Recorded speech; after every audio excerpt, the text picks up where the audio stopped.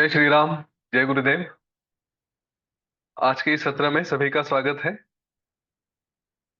हमेशा की तरह प्रार्थना करते हैं और सत्र को आरंभ करते हैं। सभी लोग आंखें बंद कर लें, हाथ जोड़ लें। प्रार्थना के लिए एक लंबी गहरी श्वास लें।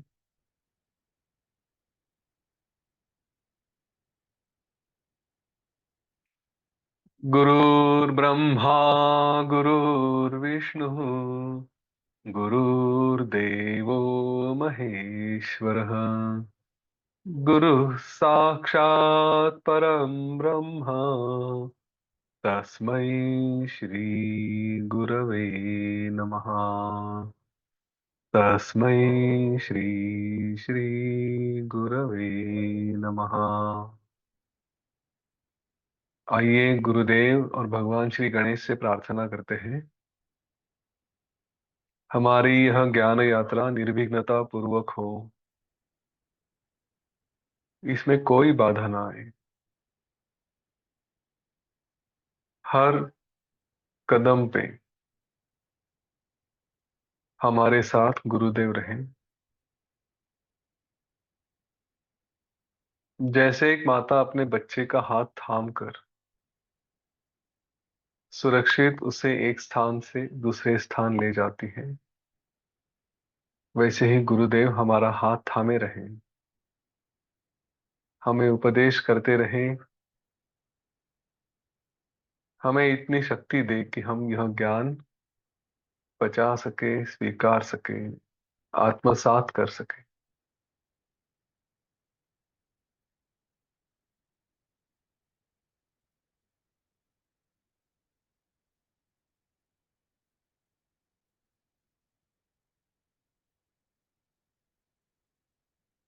एक लंबी गहरी सांस लें और छोड़ दें,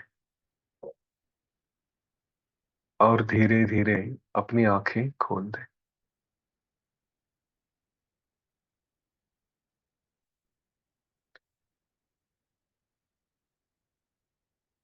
आज का यह हमारा 41वां सत्र है।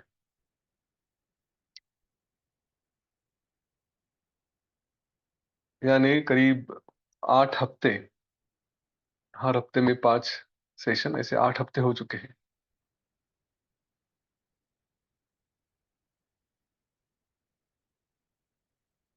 योग वासिष्ठ का स्थिति प्रकरण अभी चल रहा है, हम उसकी समाप्ति की ओर हैं। आज स्थिति प्रकरण समाप्त हो जाएगा, उसके बाद उपशम प्रकरण आरंभ करेंगे।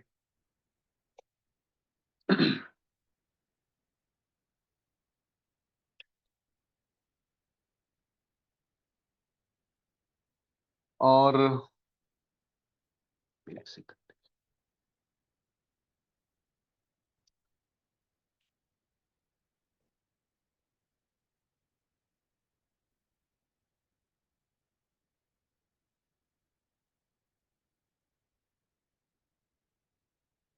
उपशम प्रकरण में जाने से पहले थोड़ा विचार मंथन भी करेंगे कि हमने क्या क्या सीखा है, क्या क्या अभी तक समझा है। और कुछ टेढ़े मेढ़े प्रश्न भी आएंगे आज। जो सच में ये सब जो कर रहे हैं ना, योग वशिष्ठ कर रहे हैं, और पता नहीं जीवन में हम क्या क्या करते हैं, क्या उसका सच में फायदा है या बस ऐसे ही है। तो थोड़ा विचार मनन भी आज अवश्य होगा, उसके बाद उपशम शुरू होगा। वशिष्ठ ऋषि श्री राम जी को बता रहे थे, जब उनका उपदेश स्थिति प्रकरण में समाप्त होने आया, तब वशिष्ठ ऋषि ने श्री राम जी से कहा है, श्री राम जी, आप सभी के तरह के द्वंद्व, मन में बाहर में जो भी विचार आते हैं, उनको सहन करने वाले हो। सभी गुण आप ही में है, आपका आचार उत्तम है, और आपके मन में जितने भी संशय थे, जो भी मल थे, वो सब दूर हो चुके हैं। अभी आप इस सभी कारणों के वजह से दुख रहित होकर परम पद में आप स्थित हो।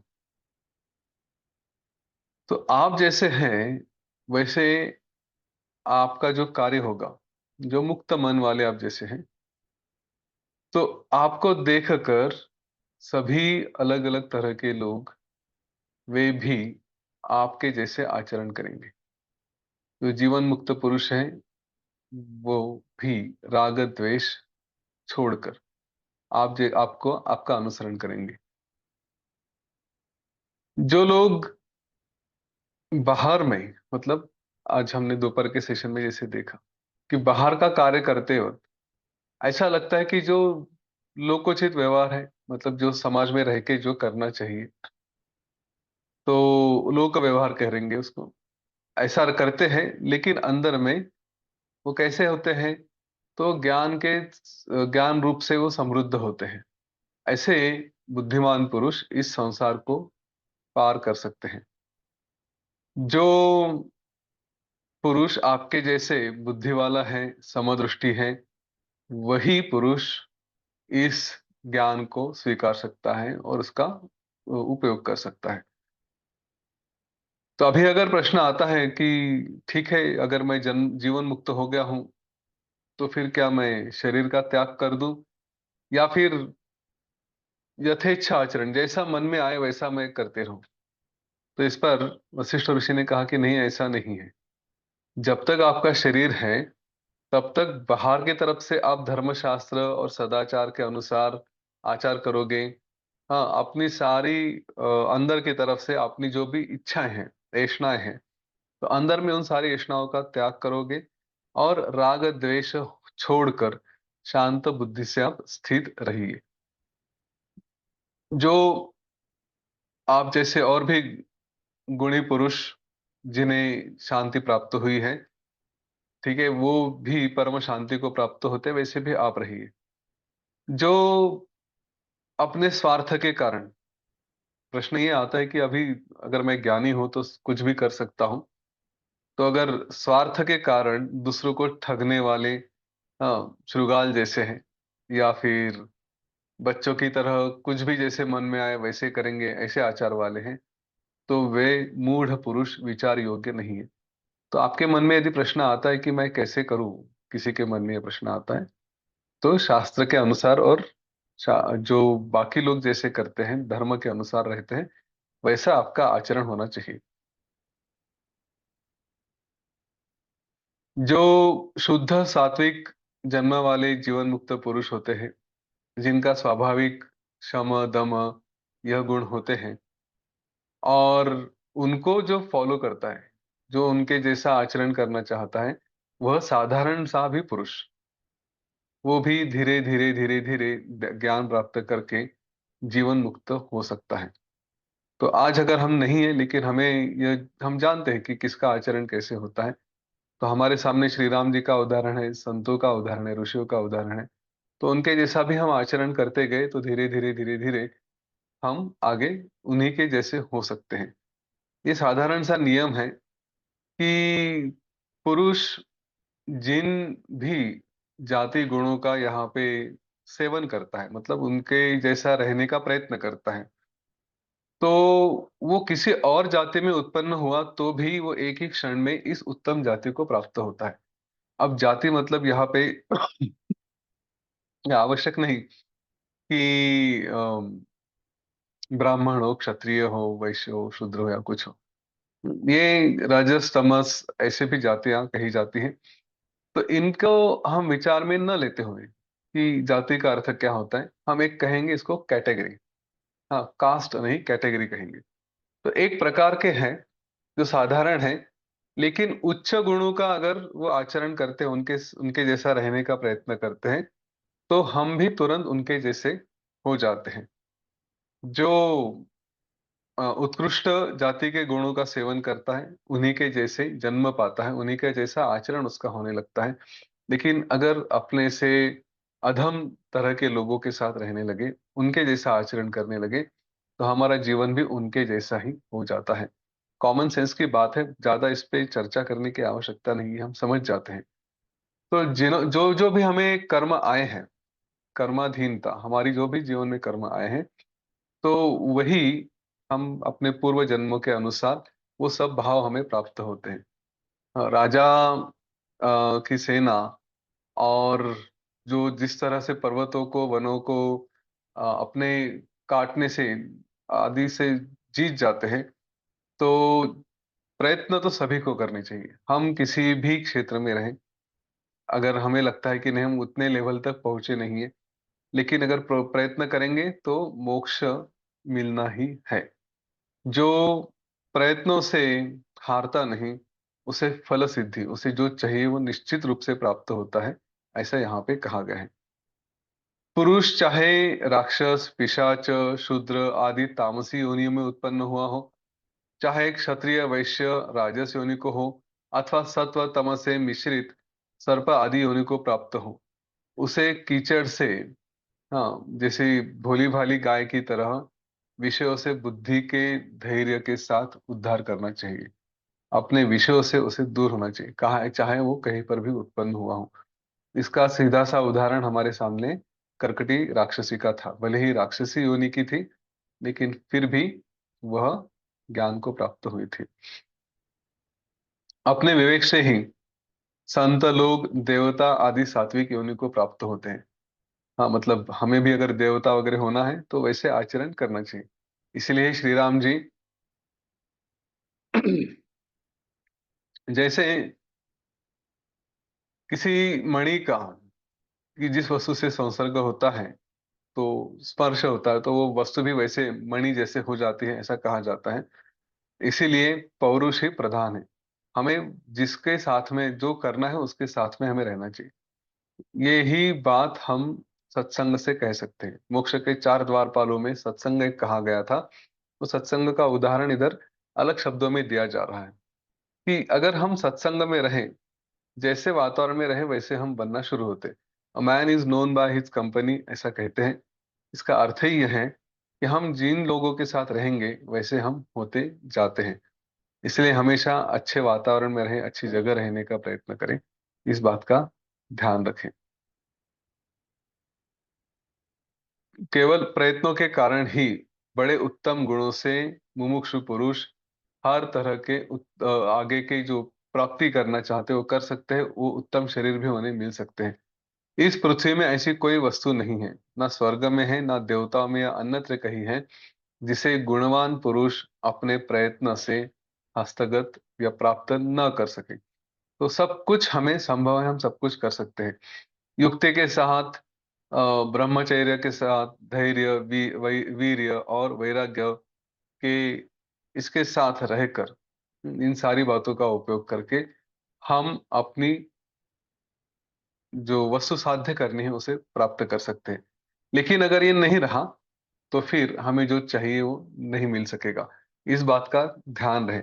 इसलिए वैराग्य होना चाहिए, ब्रह्मचर्य जैसे उन्होंने कहा है। तो ब्रह्मचर्य का अर्थ यह नहीं कि हम शादी ना करें रखें, जो विवाहित है उन्हें मोक्ष प्राप्त नहीं होगा, ऐसा नहीं है। हाँ, इसका गलत अर्थ ना निकालें। सभी प्राणियों के अत्यंतिक दुख की निवृत्ति से, मतलब जो आत्मपद है उसका स्वरूप कैसे है, तो जब भी सबका जो दुख निकल जाता है, जो अतिशय आनंद रूप जैसे हो सकता है और अतिशय क्या कहेंगे, हितकर है। इसी ही आत्म तत्व को कैसे प्राप्त किया जाए, तो जो हमारे सत्व गुण हैं उन्हें बढ़ाने के बाद सावधान सी बुद्धि का उपयोग करके फिर हम इस आत्म तत्व को प्राप्त करें और उसके बाद फिर शोक रहित हो जाए। फिर वशिष्ठ ऋषि ने कहा, इसके बाद श्री राम जी, आपने जैसे ये सब कुछ प्राप्त किया वैसे ये यहाँ के जो लोग हैं और भी लोग हैं, ये मुक्त हो जाएंगे, शोक रहित हो जाएंगे। देखिए, ये आशीर्वाद हमारे लिए भी है। हाँ, वशिष्ठ ऋषि ने जो कहा है कि बाकी लोग सुन के जैसे मुक्त हो जाएंगे, वैसे हमारे लिए भी उन्होंने ये बात कही है। हम पहले ही कहा है कि ये जब सुन रहे हैं तो हम श्री राम जी बन के सुने। तो वशिष्ठ ऋषि हमें उपदेश कर रहे हैं। फिर से उन्होंने कहा है, श्री राम जी, आप विवेक की उपयोग करके, विवेक की शक्ति बड़ी है, उसकी महिमा बहुत है। तो उस महिमा से युक्त आपका जो श्रम बढ़ा है, दम बढ़ा है, आदि गुणों से मनोहर इस जीवन मुक्त शरीर को आपको प्राप्त होने के बाद आप उन लोगों में स्थित रहिए जो जीवन मुक्त हैं। ये जो वैराग्य प्रकरण में आपने कही थी मोह की चिंता, ठीक है, वो आप में फिर से न आए, ऐसा उन्होंने कहा। तो ये जैसे गुरुदेव कहते हैं ना, खुश रहो। खुश रहो ये आशीर्वाद भी होता है, आदेश भी होता है। वैसे श्री राम जी को वशिष्ठ ऋषि ने क्या कहा? आशीर्वाद भी दिया और आदेश भी दिया कि आप अभी मोह चिंता में स्थित न हो, मोह की चिंता ना करें, आप मोह में ना फंसे। यहाँ पे स्थिति प्रकरण समाप्त होता है। उपशम प्रकरण यहाँ से आगे शुरू हो जाएगा। उपशम प्रकरण में जाने से पहले थोड़ी चर्चा करना चाहूंगा। अभी तक वैराग्य, मुमुक्ष व्यवहार, उत्पत्ति, स्थिति, 4 प्रकरण हो चुके हैं। मेरे इन प्रश्नों का थोड़ा गंभीरता से विचार करें। बड़े ही रोचक प्रश्न लगेंगे। अभी तक हमने 2 बातें देखी। एक ज्ञान के लिए देखी और दूसरी, उसको क्या कहूंगा, इंफॉर्मेशन, जानकारी के लिए देखी। जानकारी क्या क्या थी? ये सृष्टि कैसे निर्माण होती है, ब्रह्म क्या है, ब्रह्मा क्या है, हिरण्यगर्भ क्या है, फिर वो कैसे निर्माण करता है, पंच महाभूत क्या है, पंच तत्व क्या है, पंच तन्मात्र क्या है, हाँ, ज्ञान की 7 भूमिका क्या है, अज्ञान की भूमिका क्या है, ये सब जो थी ना, वो सारी जानकारी थी। तो फिर ज्ञान क्या रहा? तो इसीलिए ना कभी आराम से बैठ के इन कुछ कुछ बातों पे विचार करें। चलो, श्री राम जी आ गए, भगवान श्री कृष्ण आ गए, शंकराचार्य आ गए, गुरुदेव आ गए, सब आ रहे हैं, जा रहे हैं, इस पृथ्वी में सब कुछ हो रहा है। हम अगर अपना विचार करें, या एक के भाषा में कहो तो मैं अगर मेरा विचार करूं, तो मेरे लिए ये जीवन क्या होना चाहिए, मैंने क्या करना चाहिए? कोई भी आता है, जाता है, लेकिन सच में क्या फर्क पड़ता है? आज तक पता नहीं, हजारों लाखों करोड़ों लोग आकर चले गए, और हम एक ब्रह्मांड की बात कर रहे हैं, ऐसे कई सारे ब्रह्मांड है, वहां पे तो कितने लोग आते जाते हैं। तो क्या होता है ये जीवन? हम थोड़ा विचार करें। हम कहते हैं यहाँ पे योग वासिष्ठ में कहा गया है ब्रह्म है, ब्रह्म ने जन्म लिया है, ऐसा है वैसा है। तो ठीक है ना, ब्रह्म ने ही जन्म लिया है, और वो ब्रह्म ही सफर कर रहा है। हम कहते हैं कि हम क्यों बार बार वो जीवन लें या ना लें। कोई कहता है मुझे मोक्ष चाहिए, जीवन मृत्यु के चक्कर से छूट जाना है। कोई कहता है क्या फर्क पड़ता है, वैसे भी वही ब्रह्म है, वही आता है, वही जाता है, वही भुगतता है, तो मुझे क्या फर्क पड़ता है? अब इस प्रश्न में वो अपने आप को ब्रह्म से अलग समझ रहा है। तो चलो, मैं ही ब्रह्म हूं, मैं ही भुगतता हूं, तो किसी और को क्या फर्क पड़ता है, ये सब क्या क्यों करे? क्यों ब्रह्म ही अपने आप को अलग करके मुझे उपदेश भी करता है? जैसे वशिष्ठ ऋषि ब्रह्म है, गुरुदेव ब्रह्म है, तो ये मुझे उपदेश क्यों कर रहे हैं? मैं भी तो ब्रह्म ही हूँ। उनको लगता है मैं अज्ञान में हूँ, इसीलिए मैं सुख दुख में जा रहा हूँ, पर वो तो मेरे लिए खेल है। जैसे एक बच्चा खेल खेलता है, वैसे मैं खेल खेल रहा हूँ। यहाँ पे रोऊंगा, खुशी भी मनाऊंगा, सब करूंगा, क्या फर्क पड़ता है? तो ये सब ज्ञान वगैरह की क्या आवश्यकता क्या हो जाती है? जो भी है सब चल रहा है, अच्छे से ही चल रहा है। थोड़ा विचार करें। ये हम जो इतने रोज आके यहाँ पे बैठते हैं, मैं कुछ बोलता हूँ, आप कुछ सुनते हैं, तो ये सब करने की सच में आवश्यकता है, या फिर ऐसे ही चलते रहे? थोड़ा विचार करिए। कौन जन्म लेता है, कौन भोगता है, कौन मरता है, कौन फिर से जन्म लेता है? और बीच में ये जो स्वर्ग नरक वगैरह कहे गए हैं, और वहां पे भी कुछ अच्छी बातें कहते हैं, कुछ बुरी बातें कहते हैं। किसने देखी है? किसने अनुभव की है? पुनर्जन्म है भी या नहीं? या ऐसे ही कोई आता है जाता है बस, या ऐसे ही हो रहा है? हाँ, ऐसे प्रश्न मन में लेकर आए, विचार करें, क्या ये ज्ञान की आवश्यकता है?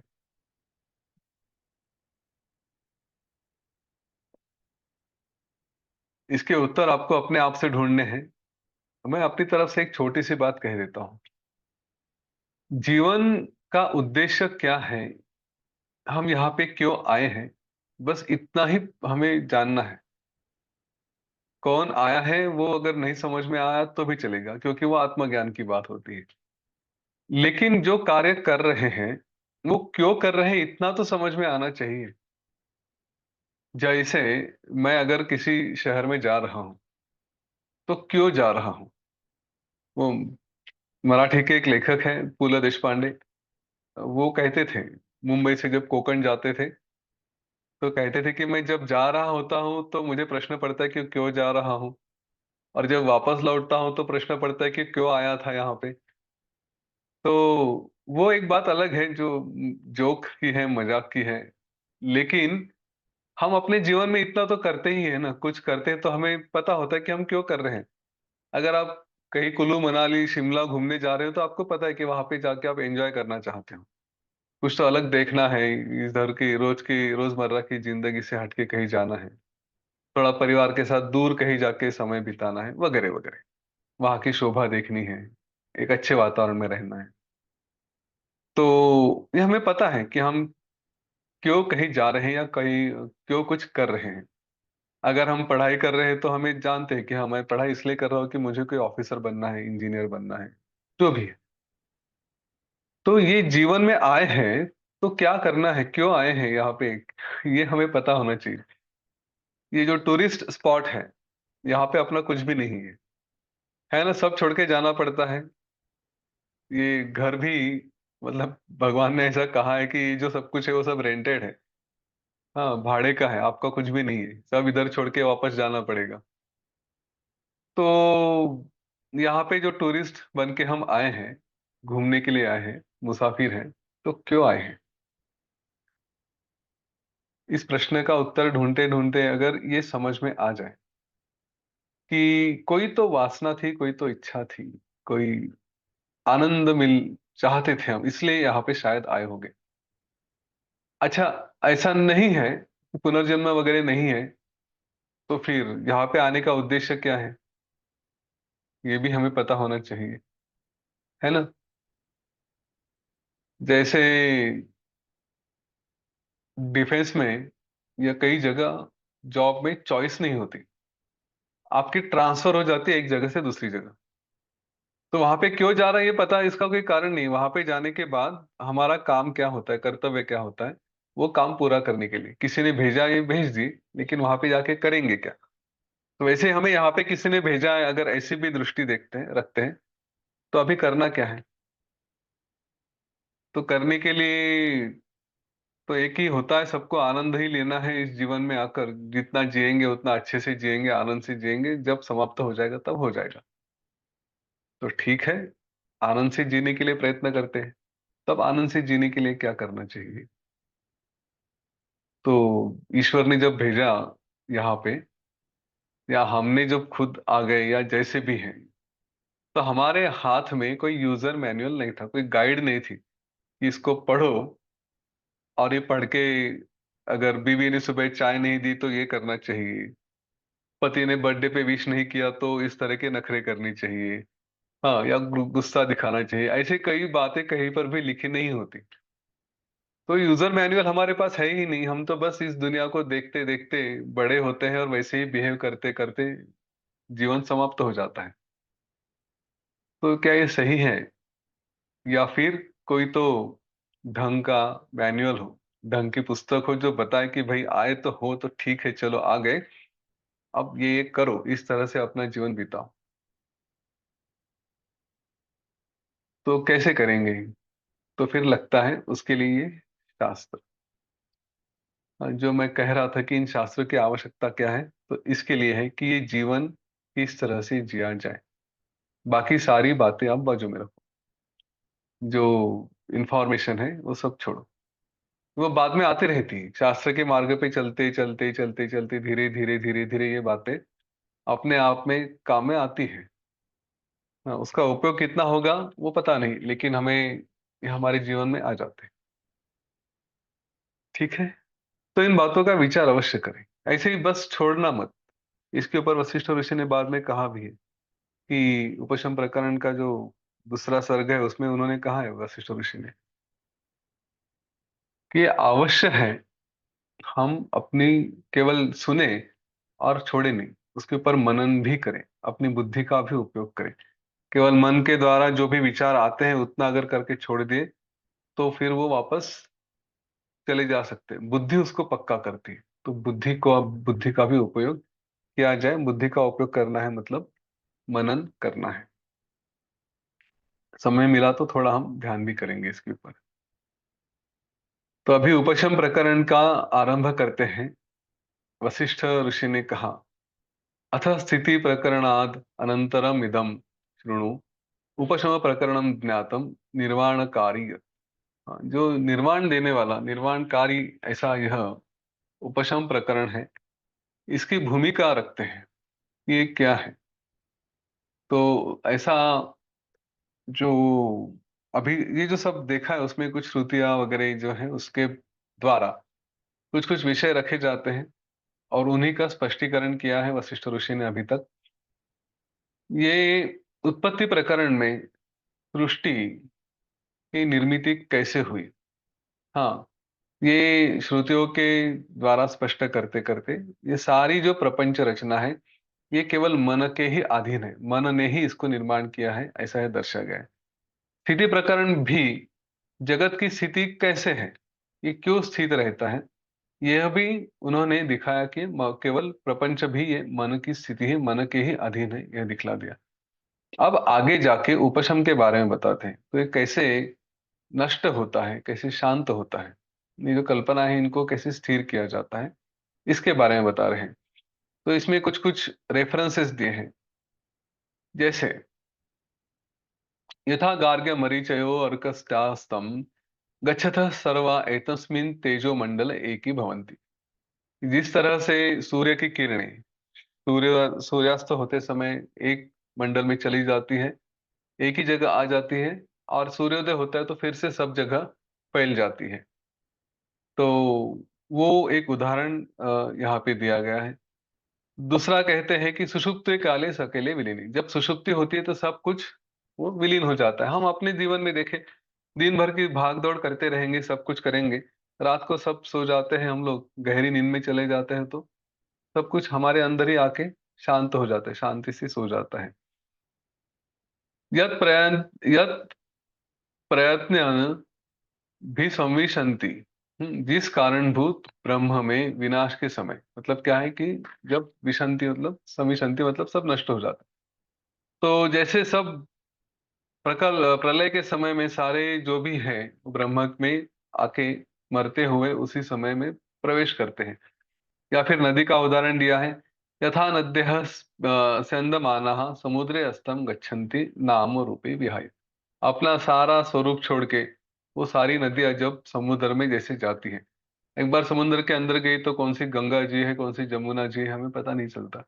हाँ, या फिर कौन सी बाकी नदियां हैं, वो हमें कोई उसका ज्ञान नहीं होता। सब नदियां एक ही अंदर उधर समुद्र के जैसे हो जाती है। या फिर गतः कलाः पंचदश प्रतिष्ठाम, मोक्ष के समय ज्ञानी की प्राण, श्रद्धा, पंच महाभूत, इंद्रिय, मन, अन्न, वीर्य, तप, मंत्र, कर्म और लोभ, ऐसे 15 अलग अलग कलाएं ये अपने कारण में प्राप्त हो जाती है, अपने ही आप में वो विलीन हो जाती है, कोई उसका अस्तित्व बाद में रहता नहीं है। या फिर एवमेवास्य परिद्रष्टुरिमाः षोडश कलाः पुरुषायणाः पुरुषं प्राप्त्यस्तं गच्छन्ति। मतलब कि जो हम जिसको हम दृष्टा कहते हैं, पुरुष कहते हैं, जो भी है, उसकी 16 कलाएं जो पुरुष का जिनका पुरुष स्थान है, जो पुरुष में आके रहती है 16 कलाएं, वो पुरुष को प्राप्त करके, यानी पुरुषात्म भाव को प्राप्त होकर अस्तु को प्राप्त होती। तो एक बार वो उसने अपने आप को जान लिया, ज्ञानी हो गए, तो कलाओं का भी कोई अस्तित्व नहीं रहता। ये सब वशिष्ठ ऋषि समझा रहे हैं कि सुषुप्ति होती है, प्रलय होता है, समाधि का अनुभव है, साक्षात्कार है, और फिर विदेह कैवल्य, जो विदेह मुक्ति है। तो ऐसे स्थिति में जब हमारे लिए संसार की निवृत्ति हो जाती है, कोई संस्कार बचता ही नहीं। क्योंकि ये अवस्था में क्या होता है, सुषुप्ति में भी कुछ नहीं है, प्रलय में भी कुछ नहीं है, समाधि में भी हमारे लिए कुछ नहीं रहता।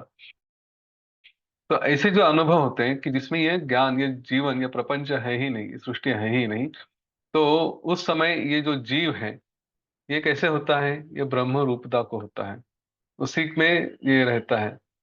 तो ऐसे ही ये जो मन का है, मन का नाश होने के कारण भी ये सारी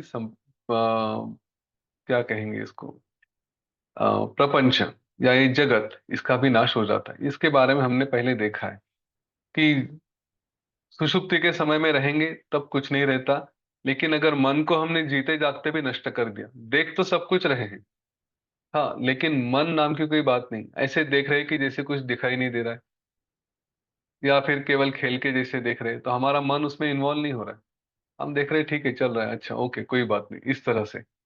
तब भी यह प्रपंच दिखते हुए भी नष्ट हो जाता है, इस बात का ध्यान रखें। तो ये कैसे करते हैं, तो ये जो इसका रहस्य है, ये बताने के लिए उपशम प्रकरण का आरंभ वशिष्ठ ऋषि ने किया।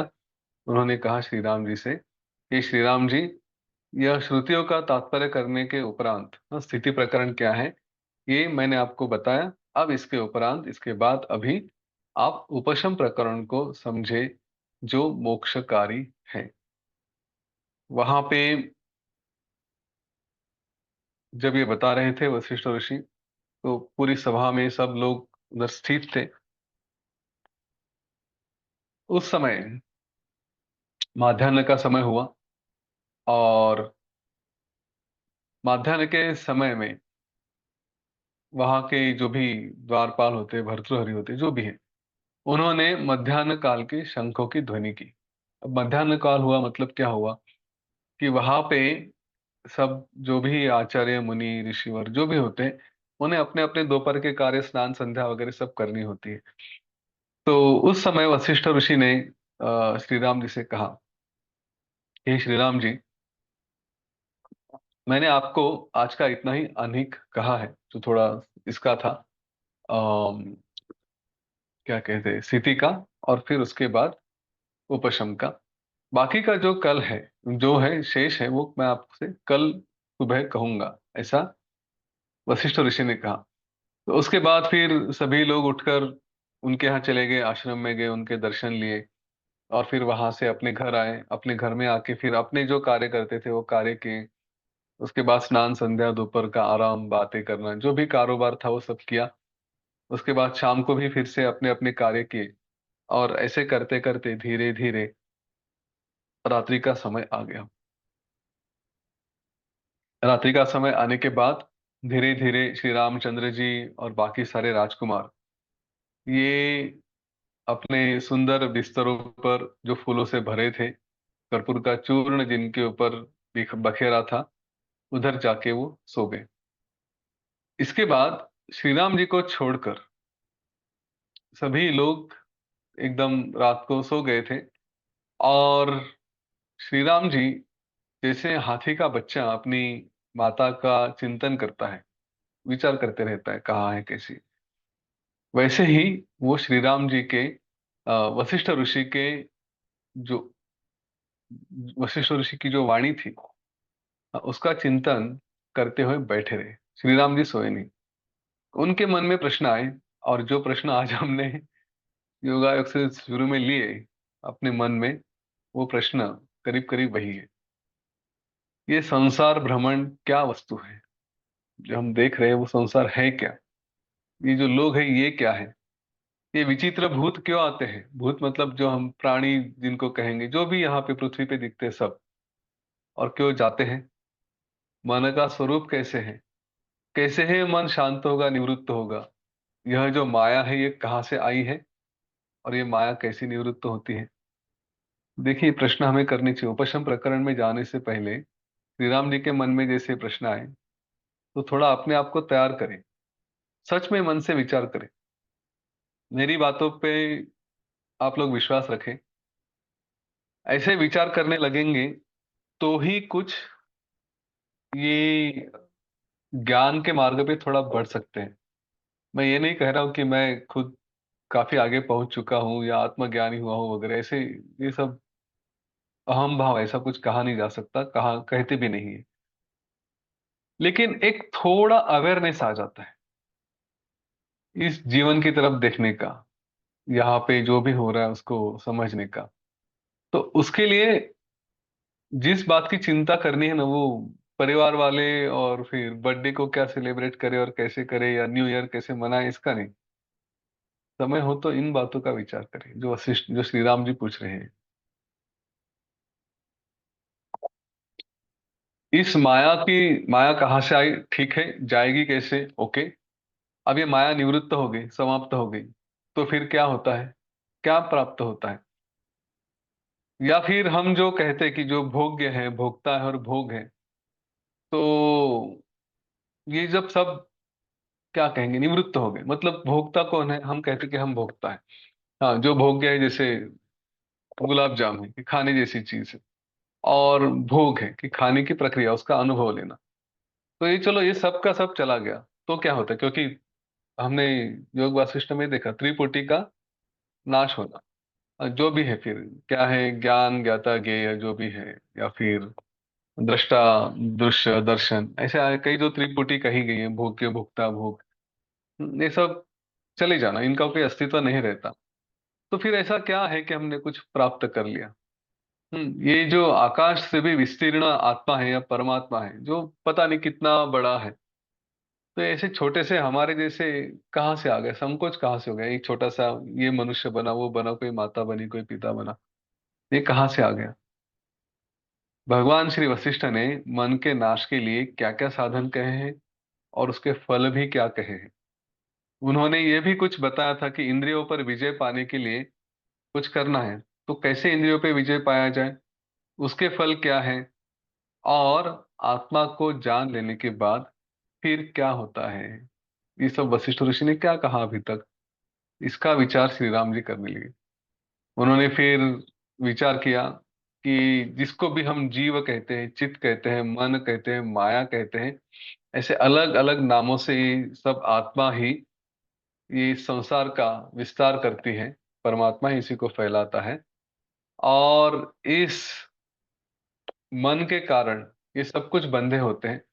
और अगर इस मन का नाश किया जाए तो फिर सब सारे दुख चले जाते हैं। तो हम जो माया में फंसे हैं, इसकी हम चिकित्सा कैसे कर सकते हैं? किस तरह से अपने आप को समझे कि हाँ, मैं इसमें फंसा हूं और इसमें बाहर से कैसा निकलूं? अगर कोई मन में शंका करता है कि ये विचार करके क्या फायदा होगा, जो भोग है, जो भोगों के पीछे हम भागते हैं, तो भोग का ही त्याग कर दे, छोड़ दे भोगों को। तो ये संभव नहीं है कि केवल भोगों का त्याग किया जाए। हाँ, और इंटरेस्टिंग बात यह है कि अगर भोगों को छोड़ा नहीं, उनका त्याग नहीं किया, तो हम विषयों से दूर नहीं रह सकते। तो अहो, ये तो बड़ा संकट आ गया कि हम फंस गए। विषयों को छोड़ना है, मतलब भोगों का त्याग करें तो विषयों को छोड़ेंगे, है ना? क्योंकि हमने ये पहले देखा है, गुलाब जाम दिखा तो क्या दिखा, विषय दिखा, है ना? उसको खाने की इच्छा हुई, ये भोग की इच्छा हुई। तो अगर हमने कहा कि छोड़ो, भोग का त्याग कर लेते हैं, तो मतलब गुलाब जाम का त्याग कर लिया, तो क्या ये संभव हो जाता है? क्योंकि हम कुछ ना कुछ तो कार्य करते ही रहेंगे, खाएंगे पिएंगे, ये सब चलेगा। तो मतलब भोग तो ले रहे हैं। अच्छा, भोग बिना क्या कहेंगे आकर्षण के लिया जाए, ये बड़ी कठिन बात होती है। देखिए, ये बड़ा सूक्ष्म रहस्य है, इसको समझने का प्रयत्न करें। हम कुछ कुछ बातों को छोड़ देते हैं, खास करके ना ये जैसे व्यसन होते हैं, अम, शराब का होगा, सिगरेट का होगा।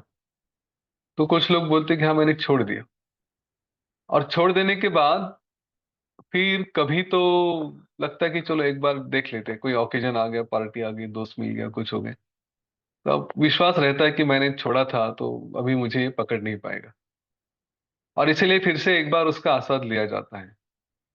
तो पहले भोग छोड़ दिया था, विषय छोड़ दिया था, भोग का त्याग कर दिया था, फिर कभी तो ऐसे ही विषय आया, उसका भोग लिया।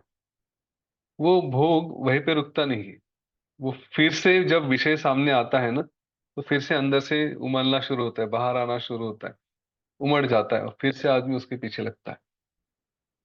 तो भोग का पूरी तरह से त्याग करना, ये मतलब विषय का त्याग करना है।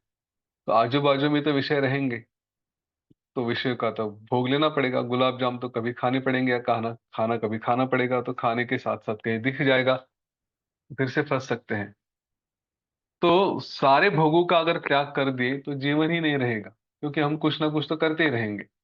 जीवन के लिए थोड़ा भी यदि भोग का अ, उपयोग किया गया, तो फिर से वासना बढ़ जाती है। एक बार उसका अनुभव ले तो फिर से बढ़ जाएगी। इसलिए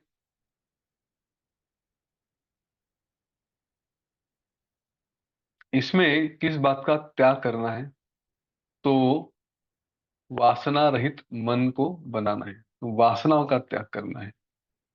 सभी विषयों को शांत करें, निवृत्त करें, विषय को निवृत्त करें मतलब उनमें से वासना निकालें। हम आजू बाजू में जो भी है उन सबको काट के नष्ट नहीं कर सकते। हिमालय में जाके बैठ गए जहां पे कुछ भी नहीं है, तो भी नहीं चलेगा, क्योंकि पेट भरने के लिए कहीं ना कुछ तो करना पड़ेगा। तो इसीलिए वासना रहित मन को स्थापन किया जाए, जिससे फिर हमें जो भोग से मुक्ति है वो प्राप्त हो सकती है। जैसे अगर किसी युवती ने एक बार अपने पति को पा लिया, तो फिर वो दूसरे का स्मरण नहीं करती। वैसे ही इस संसार भ्रम में जो मति, जो बुद्धि है, जिसने एक बार अपने आप को ब्रह्म रूप में स्थापित कर दिया, कि अपने समझ गए कि चलो ये ऐसा ऐसा है, तो वो उसके बाद फिर एक बार परम शांति को प्राप्त हो गई, तो विषयों का स्मरण नहीं करेगी। हाँ, इन विषयों को देखे सामने आने के बाद उसमें फंसना एक सामने नहीं है, लेकिन मन ही मन में विचार करके उसको सामने लेकर आना, ये दूसरी बात। तो एक बार ये मन जो ब्रह्माकार में है, वो फिर बाकी किसी बात का विचार नहीं करता। अब उस दशा के लिए कि चलो मैं जाके उस अवस्था में शांति से बैठा रहूं, हाँ, उसमें जाने के लिए श्री राम जी प्रार्थना करते हैं, पूछते हैं अपने आप से कि कब मेरा मन क्रोध रहित होगा, कब मेरा मन संपूर्ण अभिलाषाओं से, कोई आकर उसमें कोई इच्छा नहीं रहेगी, इच्छाओं से शून्य होगा, कब ये पापहीन पवित्र और परमात्मा में विलीन होगा। हाँ, शांत कब होगा उसमें। ये जो 16 कलाओं से संपूर्ण ऐसी जीवन मुक्ति की अवस्था है, वो मैं कब प्राप्त करूंगा, और उसके साथ फिर मैं जगत में कब भ्रमण करूंगा। ये जो असत्य रूप है जिसकी मैंने कल्पना करके रखी है, उसको त्याग कर मेरा मन कब शांति को प्राप्त होगा, ये प्रश्न उनके अपने आप में आ रहे हैं। और ये प्रश्न श्री राम जी के जैसे हैं, वैसे ही हमारे भी है। हमें भी इन प्रश्नों को अपने आप में पूछना है कि क्या मेरा मन शांत है, कब शांत होगा, क्यों मैं इधर उधर भटकता रहता हूँ। हाँ, तृष्णा रूपी तरंग से अशांत, आशा रूपी मगरों से भरे हुए संसार सागर को। क्या संसार सागर कैसा है कि जिसमें आशा, जैसे आशा रूपी मगर है, मगरमच्छ है, और तृष्णा रूपी तरंग है जो अशांत है। इस संसार सागर को तैर कर मैं कब संताप रहित होऊंगा, कि कब मैं जाके शांत हो जाऊंगा, मेरा जो ताप है वो कब शांत होगा, मैं कब ज्ञानी और समदृष्टि होकर उपशम को प्राप्त हो जाऊंगा, और फिर शुद्ध मुमुक्षुओं को प्राप्त होने जैसे पद में जाकर मैं वहां पे रहूंगा, निवास करूंगा। मेरा जो संसार का ज्वर है, ताप है, जिसने मेरे पूरे अंग को, सारे अंगों को संतप्त कर रखा है, वह ज्वर मेरा कब नष्ट होगा, अपने बुद्धि से श्री राम जी पूछते हैं, बुद्धे, मेरा चित्त ये एक जैसे व्यथा रहित और तेज से पूर्ण होकर, जैसा कोई दीपक जहां पे कोई हवा वगैरह नहीं आती, एकदम कोई निर्वात स्थान होता है जहाँ पे हवा नहीं रहती, निर्वात, हाँ, जहाँ पे हवा नहीं रहती, वहां पे जिस तरह से स्थिर रहता है, तैसे मेरा चित्त कब शांत होगा। गरुड़ जैसे सागर को अनायास पार कर जाता है, वैसे ही मेरी इंद्रियां ये विषयों को धुतकार के, उनके अवहेलना करके फिर दुखों को मेरे दूर करेगी। और मैं फिर इस मति से, इस बुद्धि से मैं जो अलग अलग मेरे भाव है उनको कब पार कर जाऊंगा। मैं जो अलग अलग, ये अभी श्री राम जी के बारे में लागू नहीं था, लेकिन फिर भी हमारे लिए लागू है, इसलिए ये सब बातें आती हैं कि मेरे पशु, पुत्र, धन, धान्य, अन्न, पान, ये सब जो नहीं मिलता, अप्राप्ति, या फिर ये मुझसे दूर चले गए, तो इनके कारण जो मैं रो रहा हूं, जो मैं मूर्ख इस तरह से रो रहा हूं, तो वो रो इसलिए रहा हूं कि यह शरीर ही मेरे लिए आत्मा है, ऐसा मैं समझता हूं। तो इस प्रकार की वासना, इस प्रकार का भ्रम, यह मेरा कब शांत होगा, कब नष्ट होगा। मुझे उत्कृष्ट मोक्ष इच्छा है कि उसके कारण स्वर्ग भी मुझे तृण के जैसे लगता है, घास के पत्ते जैसा लगता है। तो नंदन वन में जो सुख के अनुभव है, तो वो तो परम पद की तुलना में कुछ भी नहीं, एकदम नगण्य है। उस परम पद को मैं कब प्राप्त हो जाऊंगा। हाँ, मुझे अपने विवेक का भी उपयोग करना है। तो कहते कि हे मन, जरा बताओ तो सही, जो वीतराग मतलब जिनका राग, जिनका आकर्षण, जिनका अटैचमेंट्स, ये सब समाप्त हो चुके हैं, ऐसे पुरुषों की जो ज्ञान की दृष्टि है, हे मन, तुम में वो कब आ जाएगी वो ज्ञान की दृष्टि। फिर चित्त से कहते हैं कि ये जो दुख के अजगर है, उनका भोजन होकर मैं, हाँ, जो ये जो हाँ तात, हाँ माता, हाँ पुत्र, ऐसे इस तरह से रोता हूँ, वो मुझसे नहीं करना है, मुझे उसमें नहीं जाना है।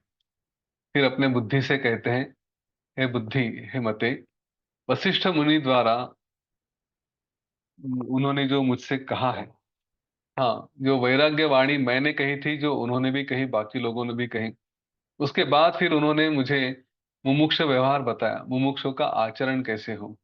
उसके बाद उपक्रम, उत्पत्ति का क्रम बताया। और फिर अनेक आख्यानों से सुंदर ऐसे स्थिति प्रकरण का जो ज्ञान दिया, हे बुद्धि, वो तुम्हें अच्छे से स्मरण करना है, उसको ठीक से याद करो।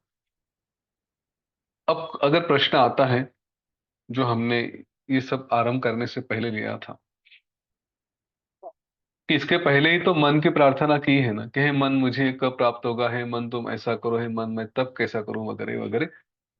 तो फिर से बुद्धि की क्या आवश्यकता है, बुद्धि को क्यों बताया जाता है। हाँ, उन्हीं बातों में ये सब चारों प्रकरण का अर्थ तो आ गया है। तो फिर से अलग से बुद्धि की प्रार्थना क्यों।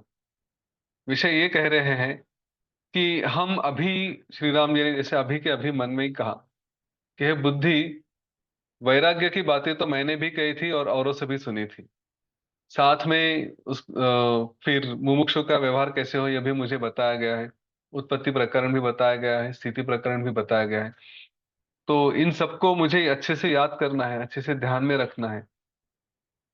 अच्छा, आप टेंशन मत लीजिए, कि पूरा का पूरा याद रहे या कुछ ऐसा नहीं है। मैं आपको एक छोटा सा रहस्य बता देता हूँ, डरने की आवश्यकता नहीं है। नहीं तो डरेंगे कि अरे इतने बड़ी बातें होगी और मुझे तो कुछ भी याद नहीं आ रहा है, तो फिर क्या सब वेस्ट गया क्या। नहीं, इन सारी बातों में ना एक, क्या कहूंगा, जैसे खाना बनाते हैं ना, तो सारे खाने में, कहा नहीं कहा, लेकिन उसमें अग्नि अवश्य होता है ना, जो पकाया जाता है। तो सबका बेस है अग्नि, फायर। या फिर अगर हम सब्जियां वगैरह बनाते हैं, तो अगर तेल का तड़का डालते हैं तो तेल उसमें होता है। तो ये जो बेसिक है, यही बातें यहाँ पे बार बार बार बार आएंगी। तो डिशेस अलग अलग बनती जाएंगी, कभी उत्पत्ति प्रकरण होगा, कभी स्थिति प्रकरण होगा, कभी मुमुक्ष व्यवहार होगा, कुछ भी होगा, लेकिन ज्ञान का अग्नि सब जगह कॉमन रहेगा, तभी ये सब पकते हैं। तो इन सभी में ज्ञान है, और इसीलिए यहाँ पे बने रहे, बार बार बार बार अलग अलग अलग अलग तरीके से ये ज्ञान हमारे पास रहेगा। बस उसी ज्ञान को अलग अलग कहानियों के द्वारा दिया जाता है। तो वैसे जो फायर है, अग्नि है, गैस है, जहाँ हम खाना खाते हैं, तो रॉ मटेरियल को पका के अलग अलग तरीके से हमारे सामने परोसा जाता है। वैसे ही ये ज्ञान के अग्नि से अलग अलग कहानियां परोस के हमारे सामने उसको टेस्टी बनाकर हमारे सामने रखी गई है। तो हमें बस यहाँ पे बैठे रहना है, ये अलग अलग डिशेस आती रहेगी खाने के लिए, और ज्ञान का अग्नि उसमें से बराबर हमारे पास पहुंचते जाएगा। तो रहस्य वही है कि कुछ भी अलग अलग बातें बताई गई, लेकिन फिर भी ज्ञान सब में है, और वही हमारे ऊपर संस्कार करते रहता है। तो जो प्रश्न आया था कि क्या सच में बुद्धि की प्रार्थना करने की आवश्यकता है, तो उसके ऊपर ऐसा कहा जाता है कि मन से सैकड़ों बार जिसका विचार किया गया है, उसे अगर बुद्धि स्वीकार नहीं करती है, तो फिर जितना भी हम विचार करें, हाँ, वो क्या कहेंगे, बाद में चले जाते हैं। भली भांति विचार किया, अच्छा विचार किया, लेकिन उसके बाद वो चला गया। तो इसलिए श्रवण के द्वारा जो हम तत्व का विचार करते हैं कि अच्छा ऐसा है, वैसा है, वैसा है, बार बार उसका मनन भी होना चाहिए। और मनन के द्वारा जो हमारी निश्चय वाली बुद्धि होती है कि हाँ ऐसे है, हमारे कुछ कुछ उसमें ओपिनियन, हमारे मत बन जाते हैं, वही फिर हमें जो हमें प्राप्त करना है उसके लिए वो समर्थ होती है। अगर बुद्धि का उपयोग नहीं किया गया, मनन नहीं किया गया, और फिर हमारे मन के निश्चय नहीं बने, तो विचार तो आएंगे और जाएंगे। ये कई बार हम देखते हैं कि हम कोई लंबा विचार करते रहते हैं कई विषयों पर, लेकिन वो विचार करने के बाद बस वहीं पे रुक जाते हैं। हाँ, उसको पकड़ के उसके ऊपर कोई निर्णय करना ये नहीं रहता।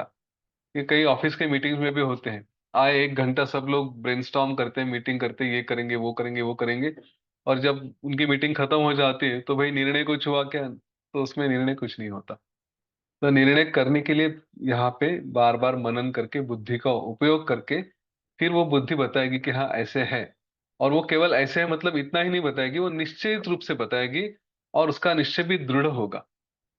तो इसीलिए हमें मनन करना है, किस बात पे मनन करना है यहाँ पे, ये सब भ्रम है, ये सब स्वप्न है। मैं यहाँ पे आया हूँ आनंद के लिए। आनंद प्राप्त करना है तो शास्त्र का उपयोग करना पड़ेगा। शास्त्र का अभ्यास करने के लिए मेरे पास पर्याप्त समय तो है नहीं, तो मैं गुरु के पीछे लगूंगा, जो कहते हैं वो उनके अनुसार आचरण करूंगा।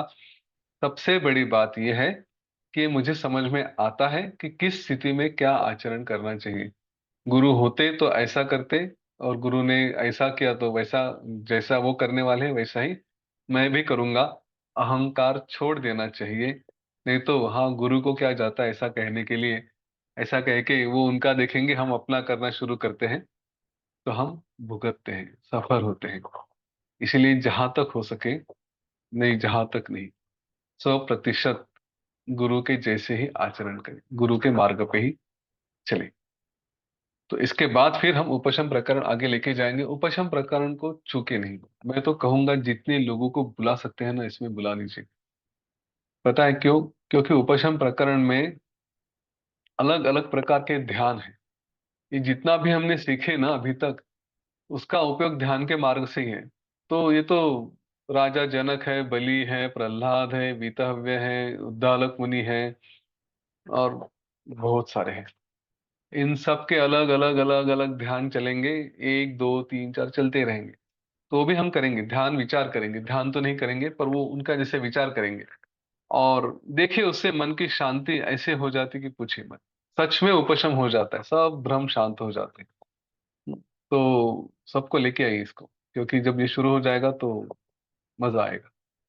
ठीक है, तो आज के लिए यहाँ पे रुकते हैं। अगर कोई प्रश्न है तो प्रश्न लिए जा सकते हैं, नहीं तो फिर कल मिलेंगे।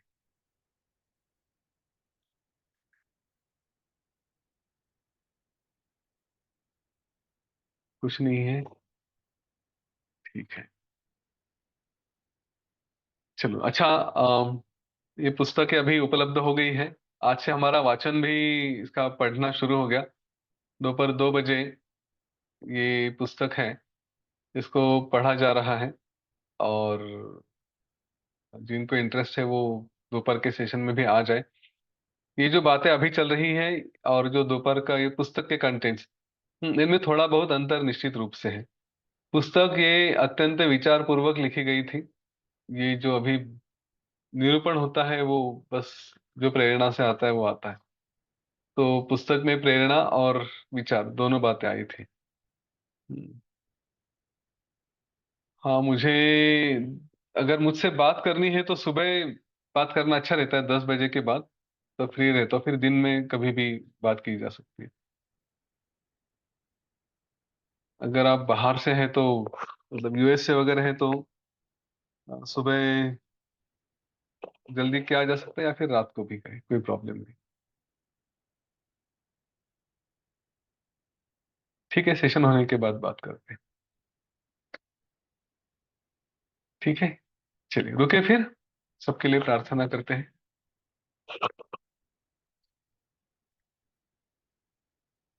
प्रार्थना के लिए एक लंबी गहरी श्वास लें। लोका समस्ता सुखिनो भवन्तु।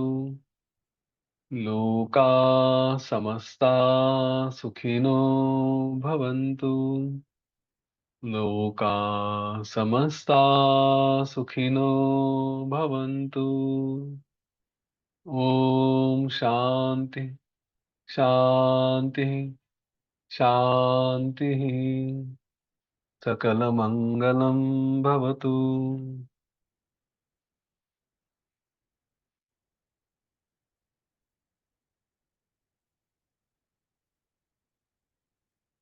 जय गुरुदेव। जय श्री राम।